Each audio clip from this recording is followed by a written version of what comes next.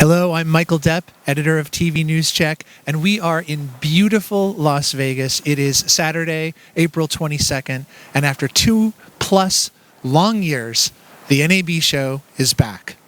They say Rome wasn't built in a day, but by the looks of it, the NAB show may be. This year, organizers are expecting some 50,000 attendees and about 950 to 1,000 vendors. Now, that's down from the 90,000 plus attendees and 1,600 vendors the last time the show met in person, but it'll still be a good showing. The person who may have more skin in this game than anyone is NAB CEO Curtis LeGeyt, who took the organization's reins from longtime CEO Gordon Smith during the pandemic. Hello, Curtis. How are you doing? Very good, thank you. Happy to have you here in Las Vegas. I'm very happy to be here. So this is your big coming out to the industry. What's your message to the membership, and does it differ from that of the outgoing regime? Well, our message right now is we are back. I mean, just walking around the show floor, there is so much energy right now, and we're going to have more than 50,000 people here in Las Vegas ready to get down to business, talk about the future of this industry, the way that innovation is going to drive our ability to connect with our audiences, and I'm just thrilled. And I think what we're hearing from our members is real excitement to be here. Several of our member companies are bringing more people out than they ever did pre-COVID. So I think it shows that there's a real yearning for the connection and the business that this show drives. So you're predicting about 50,000 attendees, and you've got about 500,000 square feet of exhibit space. Do you expect those numbers to significantly grow and return to pre-pandemic levels in the years ahead? I do. I very much expect over the next 3 years for this show from a attendance perspective to continue to grow. But I also think that what we are doing as an organization, expanding and through our digital offerings with Amplify, which really to connect the exhibitors that are so invested here to audiences on a 365-day-a-year basis, but more, how are you engaging with NAB broadly in all those different ways? And we're really excited about the 3 years. Yes, I expect the show to return to pre-pandemic levels over that time. How has the loss of convention revenue over the past 2 years impacted the operation of NAB? How much belt tightening has had to be done? Well, like our members who similarly have had to deal with these fiscal challenges, we have had to do a good amount of belt tightening, prioritization, ensuring that the initiatives that we're focused on, that we can divert real resources to. So we're maybe doing a little bit less, but ensuring that every area we're engaged, whether it's advocacy, whether it's where we're prioritizing tools and initiatives for the industry, or it's just everything we're doing with our show offerings, technology, that we're maybe doing a little bit less, but we're knocking it out of the park where we're engaging.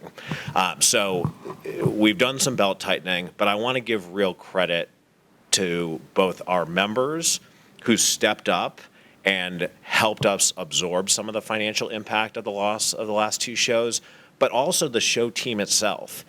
But for the fact that over the last 20 years, they built a show that was producing year over year significant increases of revenue, we wouldn't have had the nest egg to manage through this. So collectively, we're in a great place. We're really strong as an organization coming out the other side of this, but it has certainly been challenging.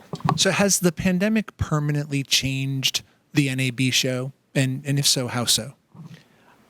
I think it has. I mean, it gave us, the silver lining is that we had 2.5 years to really examine the feedback that we were getting from exhibitors pre-pandemic, understand the challenges that they're facing in terms of where they're going to invest their money in a trade show, and give them a much more innovative, efficient experience that will allow them to connect with audiences out here and maximize that time. So what you're seeing out here is a show floor that is completely redesigned around pillars that really reflect the way the industry does business, how we connect with audiences, how we get that, how we create the content that touches them, and then what is the business around that. And I also think these virtual zones out here, these experiential zones, are something very unique. We've never had anything like that out in Las Vegas. And you see that as you walk across the show floor, the emergence of the West Hall, which is just an incredible experience. It's all anchored by these experiential zones that really allow demonstrations of new, exciting things. So it's all different, and I think it reflects what our exhibitors and our attendees desire in terms of having a customized and fantastic show. Of course, at the same time, the industry is switching to a software IP-based, cloud-based infrastructure from a hardware-based infrastructure. So that also does change the nature of the floor exhibits too, doesn't it? It changes the nature of the floor exhibits. So many folks focus on, does that mean less space? I think what it really means is more innovation. And it gives these exhibitors to do a lot more within their footprints, and then also leverage these other NAB touch points, whether it's through Amplify or the show in New York, community events that we see ourselves increasingly investing in going forward to continue that engagement with their business partners. I think it just gives everyone more flexibility. Let's talk about policy. During the Smith years, the NAB has been mostly on the defensive, protect the TV and the satellite spectrum, block a radio performance tax, preserve ad deductibility and retransmission consent. Other than seeking tax credits for the hiring and the retention of local journalists, what is the NAB's offensive strategy? Yeah, well, listen, I think thanks to the tremendous success that the NAB's had under Gordon's leadership, we have bought ourselves the ability to go on offense because we're not playing defense at every stop right now. And, the existential threat for local broadcasters is these tech companies, both the competition that they pose for local advertising, local audiences, but also their role as gatekeepers to reach our audiences who are increasingly accessing our content, local broadcast content, through their platforms. And so we are really engaged right now, sleeves rolled up, with those members of Congress, bipartisan, who want to address that issue. We are focused on every element of congressional efforts to rein in big tech, but I think most significantly, the Journalism Competition Preservation Act, which is legislation that is led bipartisan basis, but led by the chairs of the antitrust subcommittees in both the House and the Senate, so Senator Amy Klobuchar and Congressman David Cicilline.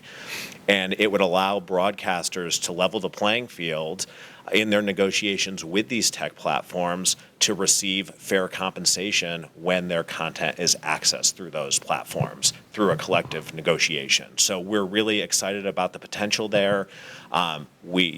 The House and the Senate have already done hearings on the bill. Expect both to move the legislation forward over the next few months.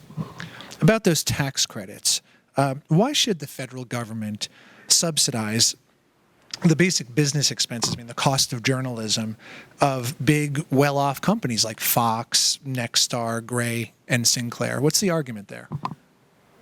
Well, it's about incentives. And I think one thing that the last 2 years during COVID has demonstrated is the unique value that local broadcasters are providing to their communities in navigating these hyper-local crises. So in the case of COVID, whether it was local healthcare needs, business restrictions, schools, local broadcasters delivered in a way that I think evidences that we're doing something that's very different than what national media is doing.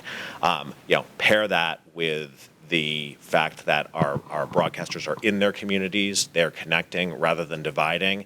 I think what we see on a bipartisan basis is a want to incent more of that local. And look, that's what tax policy is about, is in instances where there is a communal need, a public policy to incent more of something, especially given the business challenges that this industry, the newspaper industry, is facing. That, to me, is the justification for a tax policy that will incent real investment in localism. I guess another place that the NAB could play offense is in joining publishers and other content providers and getting a share of the revenue that Google and social media generate from linking to the the content of others. So what are you doing on that front? I think this Journalism Competition Preservation Act, which will ensure that we've got scale to negotiate with those platforms, is really the best approach on Capitol Hill right now, without getting into link taxes and some of the other things that are more controversial. The best way to ensure that there is an ongoing business model for local broadcasters, and I would say the same to the local publishers, the newspapers, who we're working very closely with on that legislation. And for the most part, Democrats have resisted the easing of TV ownership restrictions. Do you detect a change of heart in the current Democrat-led FCC? And will you press Chair Jessica Rosenworcel on this when you sit down with her on Monday? Well, I think we absolutely need to tell this story. And what we see from the Democrats in Washington, and my hope is that this extends to the chairwoman and to a Democratic FCC, is a want to ensure that local broadcasters, both television and radio, can compete in a media landscape that very clearly is dominated by competition and these tech platforms. And so we will tell that story. We will spend a lot of time populating the record with the data that the commission requires in order to make an informed decision and take an informed look at all of this. But this is one of those areas where, I could sit around at Thanksgiving dinner and talk to my family about it, and everyone understands that in today's media environment, broadcasters are competing with everyone for audience and for advertising dollars. This is not a wonky policy issue. In a lot of ways, it's just common sense. This is such a disrupted media landscape, and the idea that we operate under media ownership regulations that are premised in the notion that local broadcasters only compete against one another and aren't competing in this broader landscape, to me, needs to be rethought. Okay, Curtis, thank you so much. Appreciate your time. Thank you for the time. Thank you for being out here, and just really, really excited about this show.